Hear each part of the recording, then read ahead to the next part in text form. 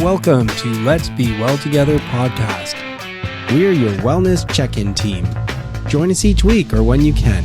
We enjoy exploring wellness concepts and reminding you to make time for wellness. This is episode 143. Welcome to another week of Let's Be Well Together podcast. My name is Isabelle Sinclair, and I'm joined by John Webster here today. What's on your mind, John? Well, Isabelle, I know that you've been playing basketball at a high level for a long time. And I've kind of wanted to chat with somebody about how things change. So I have never really been an athlete. I did play house league type sports when I was younger, and then I didn't do anything for a long time. And then I started running, as everyone knows, because I never stopped talking about it. But I'm noticing that even now, so I've been running since about 2016 a lot. And even now I'm finding I just have a completely different kind of attitude towards it. I used to write down every run. I used to keep all these stats. I used to plan everything out and have all these spurts and I was supposed to do on the run. And now it's more about feel, enjoyment. So I thought, hey, I wonder for like high level athletes, if they kind of change their perspective over time. So here you are, you're somebody I can ask. Sure. Yeah, I definitely have some similar experiences as you just mentioned. I would say definitely as a younger kid starting out with basketball, I wasn't even put into it because I enjoyed the sport. I was only put into it because my best friend Erica at the time, her dad was a coach and I just happened to be tall for my age. And they're like, we need bodies. You're tall. Yeah. My mom and dad were like, oh, okay, well, she could probably be good at this sport. Let's just sign her up and see what happens. I just remember as a child being extremely anxious, having to prove myself because I was tall and not understanding the sport whatsoever. And then when I happened to be recruited by a coach in my region for a select team, I was even more nervous. And I still didn't even really like the sport until then. And then when our first year started on that team, I remember just being very stressed out. I finally got all the rules down pat. And then I kind of had like anxiety towards the sport almost because I don't know, I was just thrown into it. I never wanted to do it. But then as the years progressed and I started continuing playing as a teenager, I really thought to myself, I was like, this might be an avenue to get good education and I could play sports at the same time. So before university, I remember I would shoot in the morning at my high school at like 6:30 in the morning until 7:30, get changed and then go to school. But it felt more like a chore and a job at the time, but I still had a deep appreciation for the sport and everything it did for me. It brought me so many lifelong friends. I met great coaches along the way. It taught me about hard work and perseverance. And then when I hit university, I finally had a great appreciation for the sport. But then COVID happened. Right. Everything was pushed back. And then unfortunately, after the second or third year of COVID, I believe it was 2022, I decided, to quit the Waterloo team. There was some problems going on in my academics. I wasn't in the right program. So that really hindered on my passion and love for the sport. But then actually, when I went to the University of Leeds, I was faced with the opportunity to play again. And I was like, you know what? This is such a good redemption arc. I love basketball. I wasn't able to close off that chapter properly. I'm going to push myself and try out for the team. And at this point, I hadn't played for over 2.5 years. I was like, oh, Isabelle, your shot is horrendous. Like, what are you doing? You're going to make yourself look like an idiot. There's no way you're going to make this team. But I was like, you know what? I literally have nothing to lose. No one knows me on this side of the world. I'm just going to, I'm going to go buy myself a pair of shoes here, a pair of shorts, and then just put on a random t-shirt, whatever. We're going to go to the gym. Like, it was a mental battle to get myself there.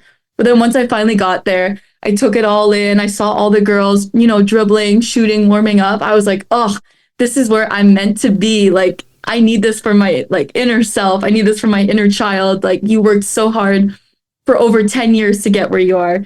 And then when I finally made that team, the love of the game came back and I was just like flourished with love and competitiveness. I finally had an avenue to, charge my competitiveness and get back to where I once was before, it was stripped away.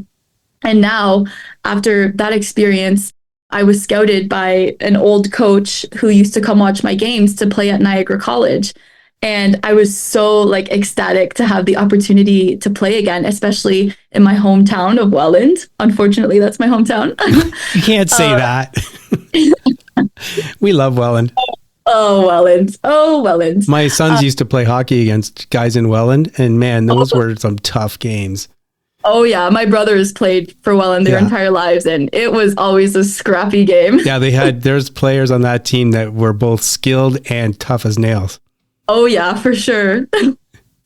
But yeah, when I got the opportunity to play at Niagara College, I was like, wow, this is full circle. Like, I can't believe this is my life right now. I never thought I would go to Niagara College. I was always like university, law school. It was never like a thought of mine, but then it presented itself and I was like, you know what? Like, once again, I have nothing to lose. So now I think my perspective has changed in the sense that I'm not using the sport to get myself anywhere. I'm simply just playing the sport for the love of the game and just appreciating my body and what it's able to do in terms of like my athleticism and being able to, finish off my basketball career in my hometown. I think it's bittersweet, but it's full circle. And I'm glad my perspective has changed like that because I'm able to really immerse myself in the sport without having those anxieties of, oh, I'm not good enough. Oh, I have to make the team. Oh, I'm going to get benched. Now it's just like the mindset of, wow, you have the opportunity to play in your hometown in front of your family and loved ones and friends. And you get to put on a new jersey, hit the court again with all your friends. And actually, all my teammates are people I've played with my entire life growing up. So it's really great. And I'm really thankful for the opportunity. Well, one thing I should start by saying is you are not finishing your career. Just so you know, you're barely finishing university. With luck, you're going to be playing basketball for decades. And so we have no idea where you'll be when you're playing basketball in the end. It sounds funny to me when I hear a university student talk about finishing their sports career. Yeah. I didn't even start running until I was 50 or something like that. But anyway, so it's interesting because like on one hand, it's easy to say something like to be judgmental and say, oh, well, now you're in the right place. You're playing sports for the love of it. It sounds like all the good reasons. And so too bad you weren't doing that from the start. But then again, like I think my experience is you had to have gone through those formative years. You had to go through that pressure-filled years. You had to go through that stress. You had to go through the skill training. Because if you hadn't, you wouldn't be where you are now. Exactly. Yeah. Like it built a lot of character along the way, shifted my perspective through lived experience. So I don't want to say I'm thankful for all the bad opportunities, but they definitely did, help me shift my perspective and just appreciate the good things and, like help me, set boundaries for other things. But all in all, everything that's happened to me has led me here. And I'm thankful that, I have the mindset I do now and I'm able to adapt like that. Yeah, like not having gone through the experience and only having my limited experience. When I think about this, I think, well, I can kind of imagine like initially when you're younger, especially when you're trying to make, say, rep teams and all this rest of it, trying to get on a university team, it's all about results, right? Like it's all about, I've got to get better. I've got to get better. I've got to do well. I've got to perform at a high level because then I'll get this reward. And it's all about result. Yeah, and that's kind of like what I was doing initially. But when you finally do get to the point where it's about just the love of the feeling of it, it's just so interesting, I think. For sure. Yeah. Like even before practice, I'll get little butterflies, like excitement butterflies. So I know it's the right thing that I'm doing. Like, once again, I'm just so happy that, things are positive toward the sport. And even like generally, like more media representation for women's basketball has even gotten me more excited to play on the team as well. Like you see Caitlin Clark during March Madness. I'm just so excited to, try out those moves and see what happens on the court. I'm hearing and reading that WNBA is getting like higher ratings on TV and more people are watching. It's getting really exciting down there. For sure. Yeah. Well, you were kind of touching on a certain time where you kind of backed off. Was there a time where you were kind of like turned off to the sport, where you just had kind of felt like you had enough and it kind of felt like maybe it had defeated you in a way? I would definitely say I experienced that as COVID happened, just not being able to get in the gym as much, having like everything be, like uncertain. There was a lot of coaching changes in my career, like my post-secondary career. And I suppose each coach looks at players differently. Yeah. So you're having to prove yourself over and over. Yeah, exactly. That was the thing. And, I was just so turned off by having to do that every single time. And, coach is promising you certain things, then you don't get them due to like coaching changes. So just that. And then just like the state of the world was just so awful at that time. And it just stressed me out. And it really, at that time, I was like, I don't need sports. Like, I want to focus on myself because you never know when the world's going to end type of thing. So at that point, I was really turned off by sports. But then as things gradually started opening again, I was like, oh, I have nowhere to channel my competitiveness. Like, I really miss this. It's like integral to like my character. So yeah. Well, I'm happy. I'm happy for you because I've seen that with people. I've seen people who just were so passionate about a sport, and then invariably things can happen and they get turned off, and then you're like, oh shoot, they're not doing it. Yeah. You know, they're not really themselves when they're not doing that sport that they love. And then you see them get back into it and they just light up. It's amazing. So, well, thanks for that. I appreciate hearing about all those different phases to your basketball career. Yeah, thank you for listening and asking me those great questions. Which will not be over for many decades, just so you know. Let's hope so. Someone scout me.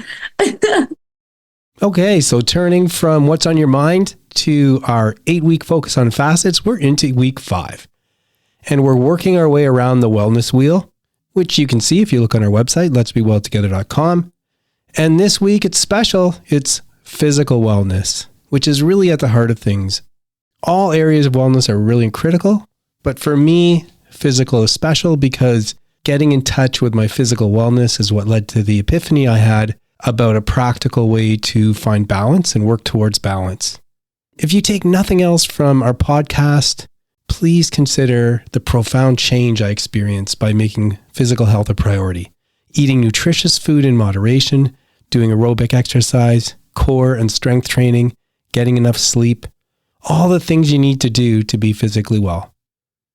At the end of the day, if you don't have your physical wellness, what do you have? And in those times where we're feeling really sick, like how many times have you thought to yourself, if I could only feel normal again? And what if normal became something even better? Energized, feeling fantastic because you're taking care of yourself and putting the right kind of nutrients into you. Really for me, it led to the breakthrough because in 2014, after a long time of overeating and not exercising and the rest of it, I decided to turn things around. I was in pretty bad shape. And it did take some years, but I found the desire and a way to do that, turn things around physically. And there's a long story about successes and failures and finally getting fit. And I say more about that in my book, Accidentally Well. But one of the things that happened is I fell in love with distance running. And maybe for you it's something else, but hopefully you can find some kind of exercise or sport or activity that's physical and that you enjoy. But I was out running a lot and I had a lot of time to think. I won't get into detail here, but the bottom line was I started thinking about categories of wellness. I started thinking about how to achieve balance. What am I balancing? That's how I got the 8 categories and so much more. Our Move That Body segments is our effort to encourage people to get into physical activity because you're going to enjoy it. This isn't about looks. It's not about doing things that other people will respect you for or look up to you for. It's for yourself. Getting in shape, feeling good, it affects everything you do all day. Getting enough sleep, all that stuff. We had a really good selection of interviews about physical wellness that we could go to. We gravitated to Hillary Fitzgerald talking about how goals motivate us to exercise. So let's hear more about it. Guests are giving their time, expanding our minds. We are back to one of my favorite categories, physical wellness, and we are back with one of my favorite guests, Hillary Fitzgerald. And she helps inspire us to make or to keep making physical health as a key ingredient in a balanced life. Hello again, Hillary. Hello, nice to be here. So Hillary, as you guys know, she's a lover of life, a promoter of positivity, and a motivator of movement. She started her own fitness journey in high school, and she eventually enrolled in CanFit Pro and became a personal trainer and fitness coach. After working out of gyms, she set up her house as a business and trains out of her home gym, and she loves doing that with her team. Today, Hillary, what I want to talk about is goal setting. You were telling me that goal setting is a big part for a lot of people about physicality and fitness training.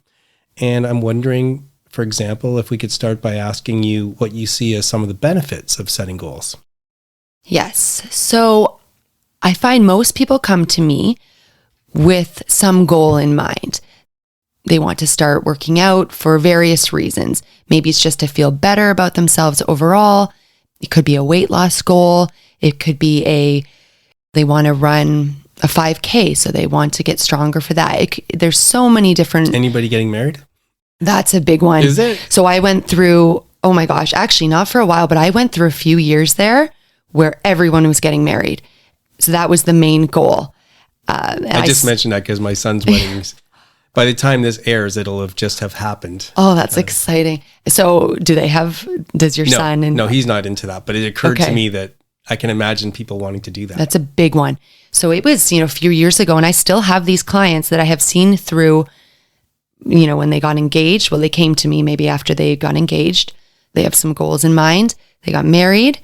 Then a little while later, some of the women had their first kid and saw them through that, their second. So there's been goals all over the place, starting with weddings. So yeah, that's a big one. So no matter what your goal is, I believe there is a benefit to setting a goal. So it can be small scale. You can also have a bigger picture in mind. But I think it is motivating when you set a goal, and keeps you on track to obviously the main goal of reaching it. For me, the goal that I often set in quotes is, I just did this actually. I signed up for a run. So in this case, I signed up for the Ottawa Army Run. It's an amazing event. And I signed up for a really cool event, which is called the Commander's Challenge, where you do a 5K and then you go to the start line of the half marathon and you run a half marathon. Oh my God. Now you can do a 5K, a 10K, you can do a half marathon, you can do combinations. But it's a really cool event. But most importantly, in terms of goal setting, I'm like, okay, I know myself. Having done that, I know that 12 weeks out or 16 weeks out, I'll start training for that in a much more disciplined way than my approach to running and weightlifting right now. That's right. So, and what made you set that goal? I just knew that I needed something. I haven't been doing a very good job getting back into this stuff without that goal. So I just wanted to change things up, set a goal, and hope to see the benefits of it. I'm glad you said that, because that's many people's approach. I'm going to, pick a goal and I'm going to work backwards and see where I have to start in order to get to that goal. So for instance, that could be, I want to run 2K. So I'm going to start, maybe I've never run before. So that might be a big goal for me. So I'm going to start with baby steps, and maybe I'm going to walk that 2K, and then maybe I'm going to start running it, a minute run, walk 30 seconds, whatever way. I'm going to set mini goals in order to hit my larger goal. That's how I look at goals myself.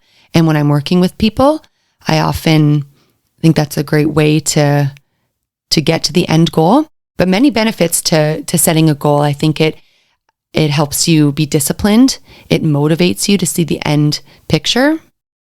Yeah, well, the other thing too is, I think about different levels of things like discipline, but also accountability.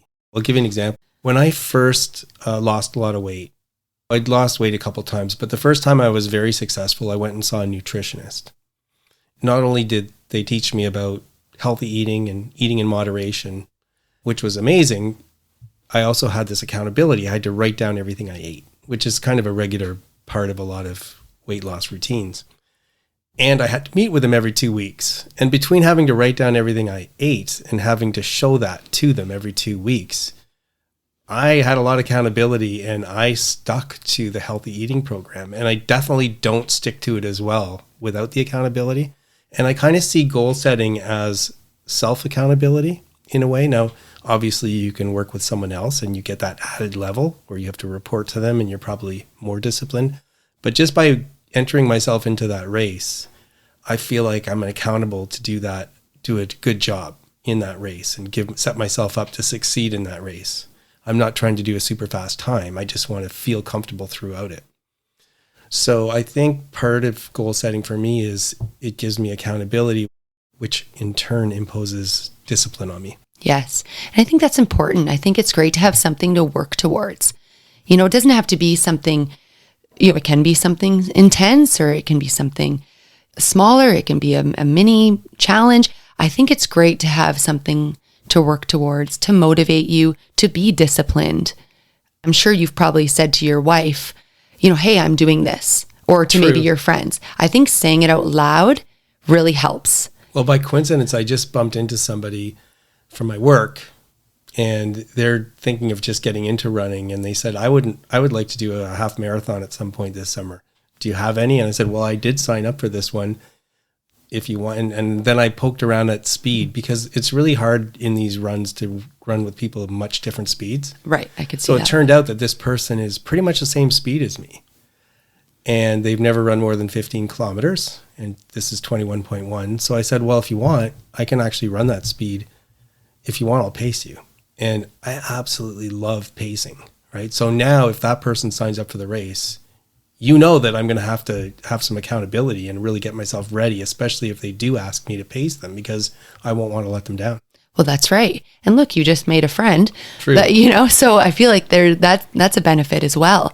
I like the feeling of community as well so this run that you're going to do, you're doing it on your own, but you're also possibly going to pace that person. You're going to be with other people. It's going to be, and just to interrupt, the Canada Army Run, it has an amazing feeling of community. So among other things, it's supporting veterans. You're running with people who in some cases have physical injuries, included an amputation. Wow. And who will walk the race. A lot of the participants suffer from PTSD.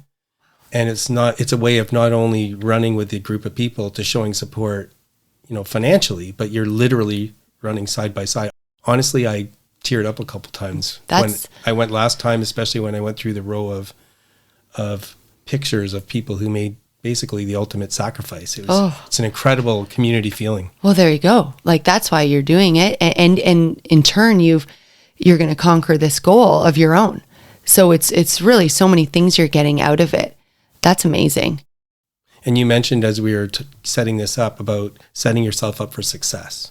Yeah. And that's what I love about it too, because you set your goal. It doesn't have to be grandiose. And often I think it's good to set small goals, achieve those, prove to yourself you can achieve them, get that feeling of success, and then set the next to-do list item, your next goal, succeed there. Next thing you know, one success is building off the other, and you start to really believe in yourself. Yep, exactly. And that leads to my next thought, of building confidence for yourself. I think that goes along with it as well, because, okay, you've now conquered this goal and maybe others. Wow, I feel pretty good about myself. Look what I've done. And it's for nobody else but yourself. Well, especially for me. Like anything I set, it's for myself. Over the years, made me a way more confident person. I think that's a huge benefit to goal setting. I look back at what I was like when I was younger. When we're younger, we're teens or in high school, it's a tough time. I was the least confident person. I couldn't do anything. I think I was paralyzed by fear of everything. And I look back now and I think, oh my gosh, if I'd found what I know now a little earlier, maybe through sports, because I didn't play sports because I was too scared. I didn't want to mess up. If I was on a team, I thought, oh my gosh, I'll be the worst. And again, just coming back to no confidence. But I think, wow, if I got into that way earlier, I wonder how I would have felt. But anyways, I didn't. I got into things when I did, into fitness. And that I built, my confidence. And then I was able to, through that, do so many things. And now we're here and setting whatever goal I want to set and working towards that. What I really appreciate about that too is when I say setting yourself up for success, in my experience, so I'm talking about me, it's not that I run this marathon and I cross the finish line and I'm like, in your face, people, yeah. Look at me, right? Yeah. And usually it's not some like really highfalutin accomplishment where like I did this record or something. No, where I've succeeded is I gave myself, first of all, I like the fact of starting off with easy goals, getting used to succeeding in them, getting confidence, and then setting some tougher goals, and then actually accomplishing them and being able to say that was hard. Yeah. That was a hard thing to do, but I did it. And so it sets me up for success and builds my confidence is when I now am in a rough situation and it feels hard and I feel like I can't keep going. And there's that little voice in your head saying, you can't do this. Now I know that there's another little voice in my head that said, you can do this. That's right. Just keep trying, just keep moving forward, and you can make this happen. And that's where I get my confidence now, that I won't be as easily defeated by that voice in my head that says you can't do it. This is you said exactly what I say to myself during any situation. Being confident to me isn't being like, look what I can do. And wow, not at all. It's the exact same thing you're saying. And if I'm in a situation, I say to myself, look what you can do. You've done tough exercises, or you can push through anything. You can also do this, no matter the circumstance. It doesn't even have to be like some major problem. I like one of the times during one of our chats, you pointed out that you like doing the morning workout because you finish it and you tell your people, look what we just did. We just did something really hard today. So let's get through the rest of the day. And people leave feeling like they can deal with the small things they have to deal with that day and more confidence. Exactly. It gives you confidence. It gives you resilience, just an outlook on the day. And we haven't even, touched on just the positive versus negative outlook on life that it gives you. I mean, that alone gives me reason enough to do everything I do. It makes me want to motivate others to do the same, because to get that feeling that you get. Yeah. Because why not look at the day being like, wow, what a great day. Like that's as opposed to many ways it could be looked at. I lived much of my life, as I like to say, as a bit of an intellectual egghead, thinking that if you really want to achieve the right space, it has to be outside your body, beyond your body, or supersedes it, because that's where the good things happen in the intellect. And I've since learned, like, this is just another great example, as you get in touch with your physicality, as you move your body, as you push your muscles, which are designed to be pushed, that there's so many benefits, including this confidence that you can build in a way that you didn't expect. Yeah, it's your confidence. It's a natural mood booster. It's everything. It's an antidepressant. There's so many benefits to movement, and it doesn't have to be something that you think, oh my gosh, I can't do this today. If you have a day where you had something planned, something big, okay, I'm gonna do this crazy workout, whatever that may look like to you. But today's not the day. Today I'm gonna go for a walk. I want to move my body. If the sun is shining, great. I really like that you said that too. You mentioned that in the last interview as well. I forget how much the sun is amazing on a walk, that walking in the sun is just so energizing. I would live outside if I could. I think we know there's so many benefits to being outside, especially when the sun's shining. So if the sun is shining, I'm doing whatever I can to get out there. Right. That is why I have a turf in my backyard to work out on. This is why even today, later on, I have a session. It's going to be outside. It's the first session of the year. Oh, cool. Outside. Congrats. Thanks. Yeah, because the sun, even, it's poking out here and there. Either way, even if it wasn't shining, there's so many benefits to being outside. And if you can move your body at the same time, I think you're crushing the benefits. And the same way with my kids, I'm like, oh, let's get outside. Even it doesn't have to be even a nice day. Like yesterday it was raining. I said, isn't it beautiful out here? It just rained. It was misty and gorgeous. I'm like, let's go outside. Yeah. Okay. Well, we made it to the end of the interview, and today's when you get to break the record of the person who's answered this question the most times. We ask every guest the same question, recognizing that we have different areas of wellness in our life. It's our little mini wellness check-in. And the question is, are you currently neglecting an area of wellness in your life? And if so, can you think of even one thing that you can do to foster wellness in that area? I think I could get in touch with my artistic side a little more. I think that's really important to do, actually. I think so too. It's one of the areas, so like when I was writing my book before I did that, and I was trying to think of the areas of wellness that are important to me, art is huge. Music, visual arts. But I wasn't finding it when I was doing searches. I didn't find it very much. Now there's a whole bunch of articles appearing about connections between art and wellness. So I think it's a good thought you have. I think it's very important. My husband and I really, with our kids, when they decide to do their extracurriculars. Sports are great, of course, but we have always pushed the arts with them, and they've always kind of just naturally loved the arts as well. And my husband, he plays music every day. He's either sits down at the piano or he picks up his guitar. I love that. I love that it's just so natural for him to do. I wish I could do that. Oh, me too. Like I don't play any instruments. And he'll just pick up whatever. And I don't even think he notices that he doesn't intentionally, well, I guess it's intentional, but it's so natural for him to do. And I'm always sitting there. My favorite thing is to sit there and just kind of listen to him play. Now I love to sing. So we often he'll play and I'll sing, but I feel like in the last just a few weeks, I guess, or a couple months, I haven't been singing as much as I normally do. And I don't know if that's because maybe we generally sing more in the spring and summer when we're outside. We sit on our deck. He plays the guitar. I sing. Well, we can extend the interview a bit if you want to start singing. Yeah. Gosh, I'm not prepared for that. Okay. Not that I wouldn't, I love singing. I like singing too, but I wouldn't sing it on the podcast. Not that I wouldn't, gosh, but I'm not an amazing singer by any means. I just really enjoy singing. I always have.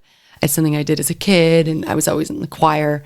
It's something him and I both really enjoy doing together, and with the kids too. Okay, well, sometime we've got a long weekend coming up. We're recording this actually, even though it won't be played for a month or two. Okay. We're recording this just before the Easter weekend. Hopefully you get a chance to do some singing. Well, I'm hoping so, because we're heading away for the weekend and we're bringing the guitar and we're near the beach and we love to sit on the beach. And we have a song that we have been working on. But again, in the past few weeks, it's been a little busy, so I need to get back to it. So we'll see. Maybe I'll bust that out. Good luck for that. Thanks. We're glad you're here, and we hope you're making wellness a priority. Hope you're getting something out of the podcast. And especially for people who are new, you might not know that the podcast was inspired by my book, Accidentally Well by John Webster. It's available on Amazon, Indigo, Barnes & Noble, pretty much anywhere where you can buy books online. And this is my pitch for you to buy a copy and have a read. I think it'll enhance the experience of the podcast, and it will also help us defray some costs because it's really expensive putting out a podcast. So grab a copy if you can, and in the meantime, enjoy the rest of the show. Move that body like we're meant to do. I'm guessing it was about a month ago, but you recently started at 55530. So I'm wondering, you can remind people what it is and let us know, is it making a difference? Are you liking it? Yeah, it's been at least a month, I think more like 2 months now. Okay. And 555 and 30 is you're supposed to do this every morning when you wake up. So you do 5 squats, 5 lunges, 5 push-ups, and then 30-second plank. And I know you do it because every day when you get out of bed, you just do it as soon as you get out of bed. I know, because I'm kind of like, I got to do this, right? And you're in the bathroom, so I'm like, I can push this out before you even get out of the bathroom. Like it literally takes that long. I would say about 1 minute and 15 seconds. Wow. Yeah, not that long at all. Okay. And I cannot believe the difference in the morning that I feel so much more ready to go. And I've often, before I did this, when I'm going down the stairs in the morning, so we have a few stairs that we have to go down, I'm taking it really slow. My muscles are a little bit like, they're just, a little stiff. I've not had that issue at all. Oh, so you can just like bounce down the stairs. Don't even think about it. Right. Right? I just go. And I realized that the other day. I was like, wow, I'm just like going. And before I was very cautious of the stairs, careful of my knee and make sure you don't push anything. And it's like, wow, what a difference. So it just totally wakes me up, gets me going. I also feel like the 30-second plank really tightens my core. And so just strengthens that and gets it moving, gets it ready to go. I can believe it. I know that on the days I do dumbbell exercises before I go to work, I try and do it at least 2 times and sometimes 3 times a week. The one thing I added at the end is something I still can't do, even though I've been practicing it for a little while, which is a star plank. Mm-hmm. So you go sideways, it's a side plank, and you put your arm up, and then you go put your leg up. Mm-hmm. But so what I decided to do is until I'm really comfortable on the arm, I'll just do that, and eventually I'll start putting my leg up. But I'm trying to hold it. I'm trying to work my way up to a minute. Mm-hmm. Anyway, I digress. The point is, you do this core stuff and it really does feel like it kind of starts you firing your cylinders. It feels really good. It does.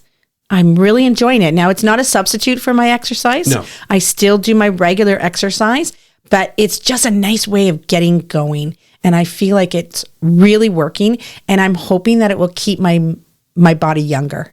Did you say there's push-ups? I can't remember. Yep. I do 5 push-ups. Okay, because what I said last time when you started is what I really like about that idea. I'm not doing it, so I'm not sure if I will, but what I like about that idea is I like having what I call my litmus test, my health litmus test, my core litmus test. And because I've seen people as they age, eventually they get to the point where they can't get themselves off the floor. Yeah. Right? And it's like because either they can't push themselves up with their arms or pull themselves up. And if you're doing 5 push-ups every day as just to start the day, you'll know if you can't do 5 push-ups, you're having a problem, and then you can do something else. Yeah. Yeah, exactly. You'll catch yourself before you get too far. Obviously, most people aren't doing what you're suggesting so that when they're really old, they can get off the floor. The point about the litmus test is it just like it could be for any age. If you wake up and you do those 5, 5, 5, 30, you've got a sense of how you're feeling. And exactly. when you need to start working out some more. And even if I'm totally exhausted, like I worked the night before and I'm really tired, I get up, I do it. And it doesn't kill me. It's, I might be a little tired, but it gets me going. I'm really enjoying it. So I'm going to continue doing that, hopefully for a long time. It's hard because I've done little things like that or something similar. And eventually you just stop doing it. You don't know why. You just stop. So it'll be interesting if you do keep it up. So maybe we'll try and check on it again in like 6 months and see if you're still doing it. Yeah, because there has been a few mornings that I've woken up and gone on with my routine. I totally forgot about it. Right. And I was like, oh, shoot, I forgot. Right. And I'm like, that's okay. Start tomorrow. Yeah. Always you got to be able to forgive yourself for this stuff. The worst thing you can do is be like, oh, I didn't do it today, so I may as well not do it today. Exactly. That's it. It's done. I'm not going to do that. I'm going to keep doing it. And hopefully, and now it's becoming such a habit that I literally roll out of bed and go squat. It's been an interesting twist that came from the podcast. I hope you keep it up. Thanks. Please remember that we're not providing advice. We hope to inspire you to work towards balance, and we urge you to consult with qualified people if you need advice. The people on the show are speaking in their personal capacities. Their views expressed are their own and don't represent the views or opinions of their outside contacts, their employers, or anyone else. We try to get things right, but we can't guarantee everything we say is correct or that the things we talk about will work for you. Let's be well together, and let's be sure to do that in a safe way. Hey, it's sign-off time. I'm here with Elise and Sheila. Hello. Hello. The theme of today is physical wellness, and on that front, I had a great week. I had 3 strong runs in. I've been doing 1 session of hills pretty regularly for a few months now, and I'm at the point where when I'm running up the hill, it's starting to feel pretty normal. I can even accelerate a bit, so that's a good feeling. Also had a really interesting work thing this week. I attended the swearing in ceremony of a Superior Court of Justice judge. And you might think that's a very formal thing, and of course it is formal. It's also really emotional because a lot of colleagues see somebody transition to a judge.